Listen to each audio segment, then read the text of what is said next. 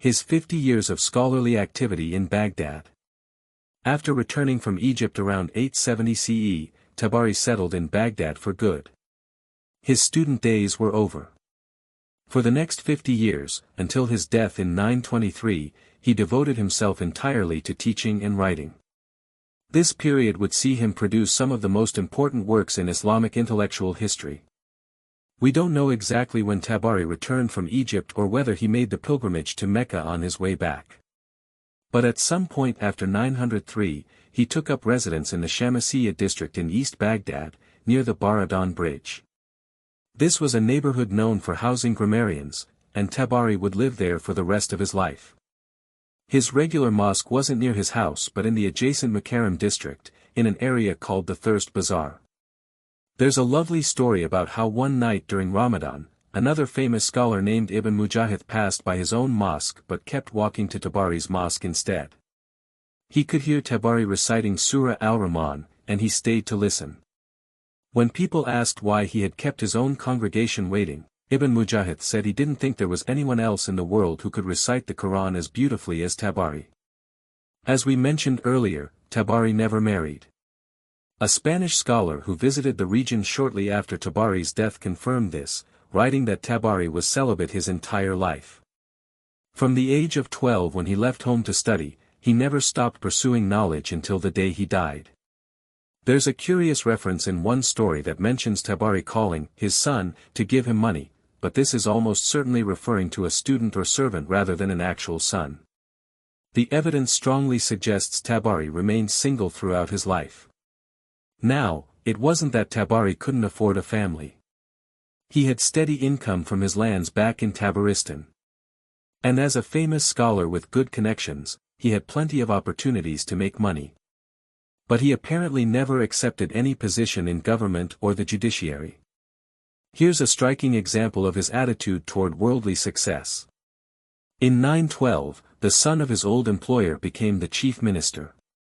Remembering Tabari's kindness to his family, he tried to reward him. He sent a large sum of money. Tabari refused it. He offered him a judgeship. Tabari refused. He offered him a position handling grievances against the government. Tabari refused that too. When friends urged him to accept at least the grievances position, Tabari got angry and said they should be discouraging him, not encouraging him. It wasn't that Tabari objected to government service on principle. He simply couldn't spare time from his scholarly work. Tabari had strong principles about accepting gifts. His rule was that he would only accept a gift if he could afford to give back something of equal or greater value. When Abu al-Hajjah, the founder of the Hamdanid dynasty, sent him 3,000 gold dinars, Tabari refused because he couldn't afford an equivalent return gift. But when the minister sent him some pomegranates, Tabari accepted them and distributed them among his neighbors. When a humble neighbor gave him 2 chickens, Tabari accepted and gave him a garment in return. What did Tabari look like? He had a darkish brown complexion, large eyes, and a long beard. He was tall and lean, well-spoken and eloquent. Remarkably, his hair and beard stayed quite black until he was well into his 80s. His leanness probably contributed to his good health throughout his long life. The only serious illness we know of came in his last 10 years, when he suffered from recurring attacks of pleurisy. Tabari was very careful about his diet. He preferred red meat cooked simply, perhaps with raisins. He liked white bread made from refined wheat flour, along with grapes, figs, and fresh dates. He avoided fat, sesame, honey, and dried dates, believing they caused bad breath, weak eyesight, and ruined teeth. His daily routine was intense. He rose early for the morning prayer at home, then spent the entire day until afternoon on research and writing. He prayed the afternoon prayer publicly at his mosque, then spent the rest of the day teaching Quran recitation and jurisprudence until the late night prayer. Only then would he return home. He had impeccable table manners. He would wipe clean the part of the bowl he had touched before taking another morsel. He covered his beard with his left hand while eating to prevent soiling it. He used his napkin daintily, never spit in public, and avoided constantly invoking God's name. The sheer volume of Tabari's scholarly output amazed his contemporaries. One calculation, based on his disciples' records, determined that if you divided all the pages Tabari wrote by the number of days from puberty to death, he averaged 14 pages every single day of his life. Another estimate claimed he wrote 40 pages a day for 40 years. These might be exaggerations, but they capture how remarkably productive he was in an age that already had many prolific authors. His research method was systematic. He would go through a book twice, carrying it from one corner of his house to another, then returning it to its original place. He did all his own research without assistance. Near the end of his life, he asked a bookseller to gather more than 30 books on a particular topic for him. When he returned them, they were all marked with red ink to flag useful references. What made Tabari special as a scholar was his commitment to independent judgment. He would quote his sources and present their various views, but then he would state what he himself considered the correct interpretation, always introduced by the phrase, Abu Ja'far says. He wasn't afraid to disagree with established authorities. At the same time, Tabari often favored moderate, compromising positions. He frequently said that two different readings of a Quranic passage were both valid. When scholars debated the proper way to perform ablution based on a verse in the Quran, Tabari argued that both interpretations led to the same practical result. There's a famous anecdote about the size of his works. Originally, Tabari planned to make his history and his Quran commentary much larger than they eventually became. When he asked his students if they had the energy to study such massive books, they admitted they probably couldn't read them in a lifetime. Tabari was disappointed by their lack of ambition but scaled back his works to what they finally became, which were still enormous by any normal standard. Tabari mastered an impressive range of subjects. He studied poetry with the great philologist Thalab, who called him one of the most sagacious grammarians of the Kufan school. He knew Persian, naturally, given his background, and he discussed the relationship between Persian and Arabic in his Quran commentary. He also explored Ethiopic loan words in Arabic and knew some facts about South Arabian and Coptic languages. He was interested in medicine as well.